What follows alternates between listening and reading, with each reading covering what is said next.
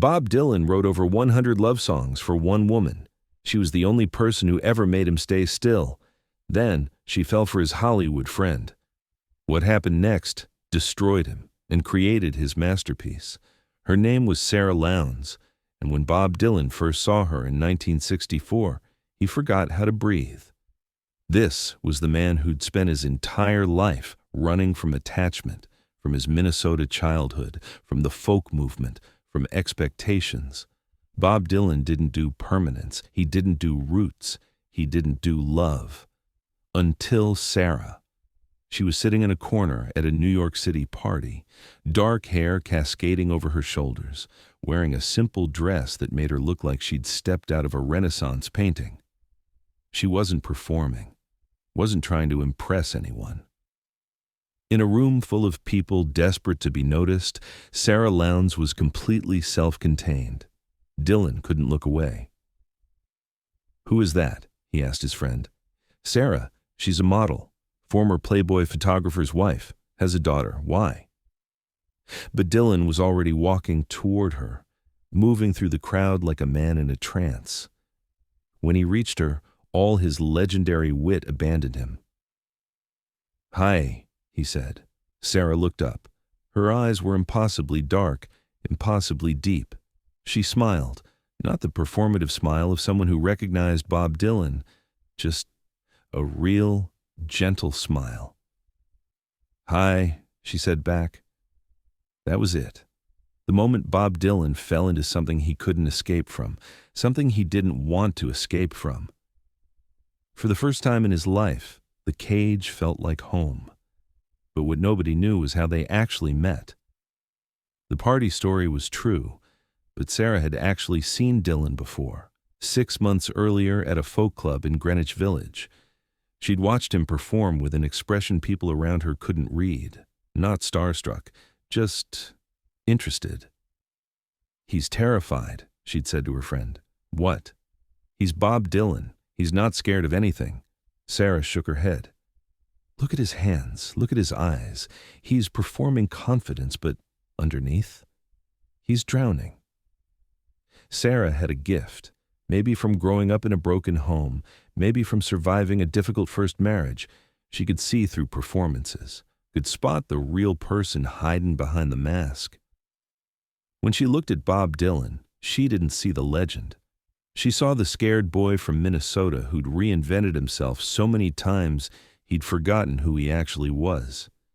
She saw someone who needed to be found. They talked for 3 hours that night at the party, not about music or fame, about nothing, everything. Dylan told her about growing up in Hibbing, about feeling like he didn't belong anywhere.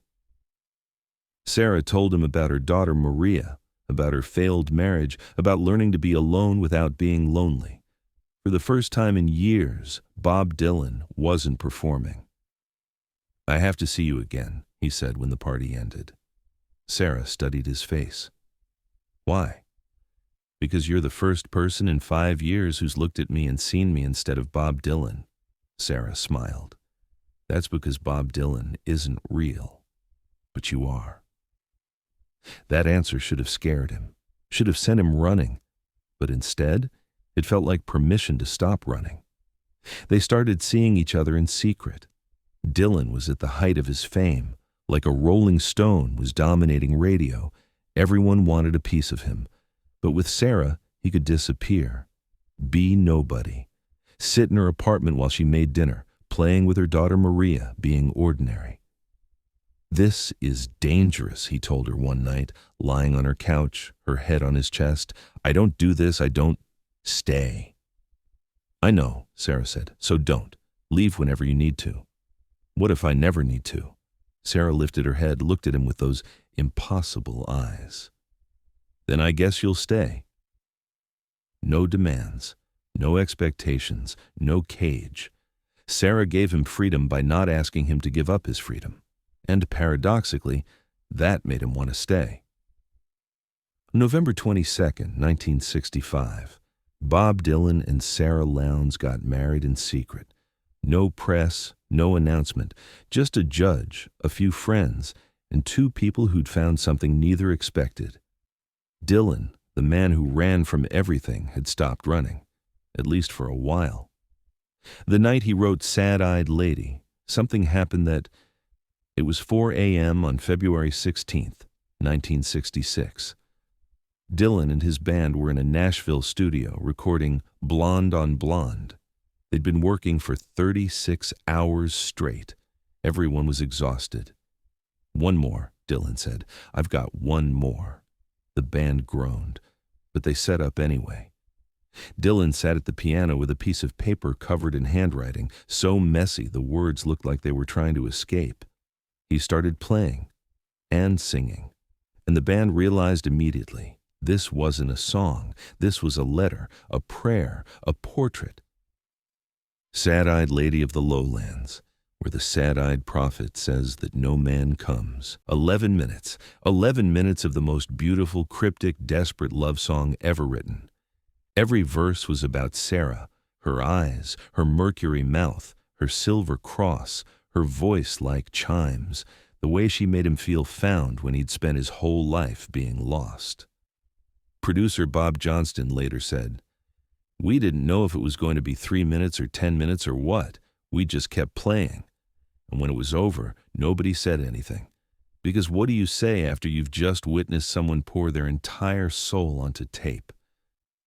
The song ended. Dylan looked up from the piano, eyes red, hands shaking. "That's for Sara," he said quietly. "Don't tell her. I want her to figure it out." She did. The first time she heard Sad-Eyed Lady of the Lowlands, Sara cried, because she understood this was Dylan's way of saying "I love you" in the only language he truly spoke. Music. For the next decade, Bob Dylan was almost happy. He and Sara had children, Jesse, Anna, Samuel, Jacob. They bought a house in Woodstock. Dylan stepped back from touring, from the relentless grind. He became impossibly domestic.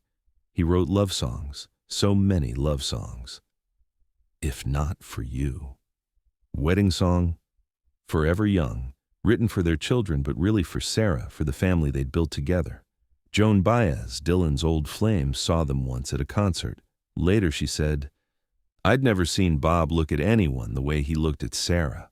Like, she was the only real thing in a world of illusions. It hurt to watch, because I knew he'd never looked at me that way." But paradise, especially for someone like Bob Dylan, couldn't last forever. Then Sara found the letter that destroyed everything. It was 1974. Dylan was on tour again, the famous comeback tour with the band. He'd been gone for weeks, and Sara, alone in their Malibu house with the children, found a letter in his jacket pocket. It was from another woman, a detailed, intimate letter, proof of an affair. Sara had always known who Dylan was, knew he was restless, knew he had darkness in him, but she'd believed, foolishly she'd later say, that their love was the one constant, the one thing he wouldn't betray. She'd been wrong. When Dylan came home, Sara was waiting. The letter was on the kitchen table. "Explain this," she said. Her voice was calm, too calm. Dylan looked at the letter, looked at Sara, and instead of apologizing, instead of fighting for her, he did what he always did when cornered. He ran. Not physically, not at first, but emotionally. He shut down, became cold, distant. The man Sara had found and healed disappeared back into Bob Dylan, the character, the myth, the ghost. "You knew who I was," he said quietly. "You knew I wasn't built for this." "I knew who you were," Sara said, tears finally breaking through. "I didn't know you'd become this." The divorce that followed was brutal, not in the tabloids. They kept it quiet. But privately, it destroyed them both. Court battles over the children, arguments about money, lawyers reading out intimate details of their relationship to strangers. Dylan moved to Minnesota, rented a farmhouse, and for 6 months he disappeared from public view completely. What Dylan did during the divorce will break your heart. During those 6 months in Minnesota, winter 1974 to 1975, Bob Dylan did something he'd never done before. He stopped creating, stopped writing, couldn't even pick up a guitar without feeling like his hands were betraying him. His brother David later said, "Bobby was a ghost. He'd sit in that farmhouse staring out at the snow for hours, not moving, not talking. It was like watching someone die in slow motion." Then, one night in December, something cracked open. He picked up a guitar, started playing, and the songs came pouring out, raw, bleeding, devastatingly honest songs about love and loss and betrayal and grief. Tangled Up in Blue, Simple Twist of Fate, If You See Her, Say Hello. You're Gonna Make Me Lonesome When You Go, Idiot Wind, the entire Blood on the Tracks album, written in fury and pain. Every song was about Sara, about their life together, about the affair, about the divorce, about losing the only person who'd ever made him feel real. "You're an idiot, babe. It's a wonder that you still know how to breathe." Music critics would later call it Dylan's masterpiece, his most emotionally honest work. Rolling Stone ranked it one of the greatest albums ever made, but Dylan knew the truth. It wasn't a masterpiece. It was a suicide note written in music. Him bleeding out onto tape because bleeding was the only thing left that he knew how to do. The album came out in January 1975. Sara heard it. Everyone heard it. The world heard Bob Dylan's heart breaking in real time. She didn't call him, but the real devastation came when she made one phone call. It was 1986, 11 years after the divorce. Dylan had moved on, or pretended to, dated other women, toured relentlessly, never stayed still because staying still meant remembering what he'd lost. Then he got a call from his son, Jacob. "Dad," Jacob said, his voice strange, "I need to tell you something. Mom's serious with someone."